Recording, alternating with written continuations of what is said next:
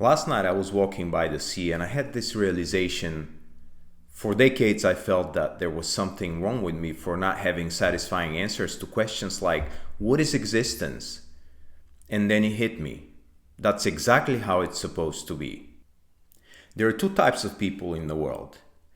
People who will never engage in these deeper questions that I'm talking about, and people who will. If you're familiar with Susan Cook-Greuter's ego development theory, you will know that 80% of the population is in the pre-conventional and conventional stages. These are the stages when we engage with the world and we make things happen out there. But the post-conventional stage and the transcendent stage is when we turn the journey in and we start exploring these deeper existential questions. Neither is better or worse. It's just how it is. And if you're watching this video, you're in these 20%. So for people like you and me, we expect to have answers to every question. The mind just doesn't like open loops. But some questions are bigger than our ability to understand and comprehend and even verify. The biggest misconception is that every question should have an answer, and that's not how it works at this level. Society has conditioned us that we should have everything figured out by 40, 50, and after that. Because in the first 30, 40 years of our lives, even according to C.G. Jung, we are engaged with the world in the sense that we're making a space for ourselves under the sun. We're securing our survival so that later on in the second part of life, we can start engaging with these questions instead of being concerned with survival. And so we're conditioned to know the answers to everything, but that's not how it works. And that expectation that we place on ourselves is very heavy. What we quickly discover, especially if your experience is like mine, is that the more we ask questions after 40 and 50, the more questions we have. Not more answers, but more questions, and the questions start getting deeper and deeper. So what if questions like, what is existence? What is reality? Don't have final answers? What if they're not verifiable? What if they're beyond our ability to even comprehend? See, if I open my mouth and start making noise, say things, it might sound very convincing. It might sound like there is truth in that, but it isn't. It's just my opinions and my beliefs. And there is nothing I can do to verify what I'm saying is true, and nothing that you can do to verify that this is the truth. And this applies to everybody. So for example, what is reality? The physicalist will say, well, reality is everything around you. It's this stuff. The idealist will say, no, everything is mine. There is no hard-coded reality. Who is right and who is wrong? If I hit this table here, it makes a noise, it hurts my knuckles. It must be real, right? But then how do I know that? I only know that through my perspective, through my consciousness. It's filtered through my nervous system.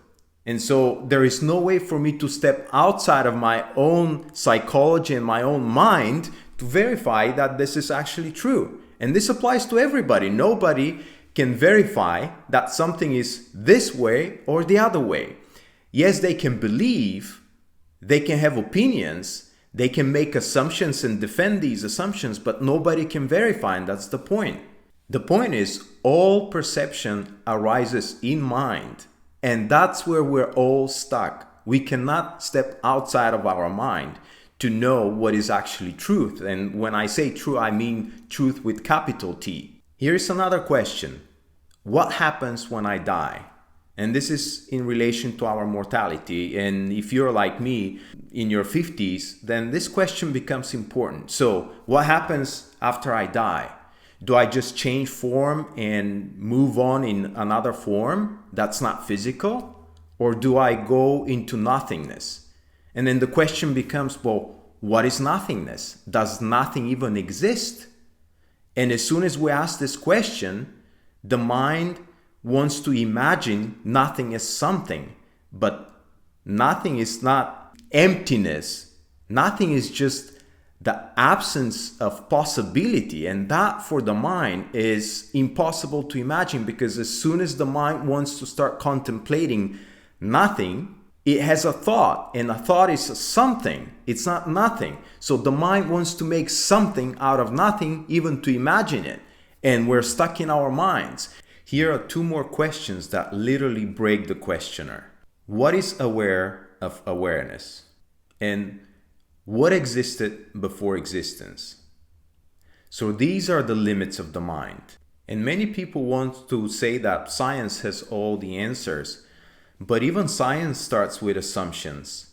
To build a scientific experiment, we have to start with assumptions and then build the hypothesis around that and then test to see if that's how it works. If you're familiar with Gödel's incompleteness theorems, it proves that there is nothing that is knowable completely. And somebody can say, well, that's in logic and mathematics. But mathematics is the world. Mathematics is not something invented by people. It was something downloaded. It's something that exists. It's something that is built into reality. It is reality. And so, yes, it applies to logic and mathematics, but by extension, it applies to everything else.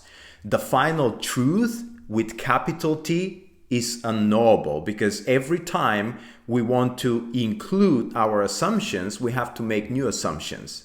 The famous cognitive scientist Donald Hoffman, one of the leading researchers in the world, who from the scientific point of view is making inroads into what consciousness might be, says even in 1,000,000 years, we will know literally zero from the truth, capital T truth. But we will know more of the zero than we know today. So this tells us how much we can really know. So having said all of this, I want to propose something. Maybe the point of all of it is not to find the answers. Maybe the point of it is to just contemplate. Because I believe, and notice the choice of words, I believe, I don't know, I believe that is how universal consciousness contemplates itself through us, by us contemplating these deep existential questions, not necessarily finding the answers. Any answer we find will just be a belief and an opinion, and it will serve one purpose. It'll make us feel better about all of this or worse. But there is no verifiable final truth. Anybody who opens their mouth and talk about something, as convincing as they might be, they still don't know the truth, because the perspective they're speaking from is their own mind, and their mind is limited and they cannot step out of their mind to verify. So that's where I'm with this. How about you? Have you noticed that you're trying to find answers to questions that might not have answer? I'm very curious what you're sitting with. Drop a comment below. So next time you catch yourself frustrated from not knowing the answers, just notice the assumption. I should have the answers. I should know. I should be able to understand. I should be able to comprehend. It's not how it works. And nobody has the final answers. Nobody knows the final truth. Not even science. People don't have access to truth. All people have is their own beliefs and convictions and assumptions, and they can be very convincing around that. But that's all they have. They don't have the truth. Nobody really knows. This is a good place to mention. I have a free WhatsApp community called Deeper Prime. There are about 60 of us who explore deep existential questions like these that don't have answers. No robes, no pretending, just honest exploration. So if you're fine with mystery and not necessarily having all the final answers, you're welcome to join. The link is in the description below. Also, every week I put out videos like this. If you resonate with the topics I discuss and how deep we go here, subscribe. So, not having an answer to the question, what is existence, is not a bug. It's a feature. Maybe the point is not to solve your existence. Maybe asking the question and contemplating it is the point. This is relieving, at least to me.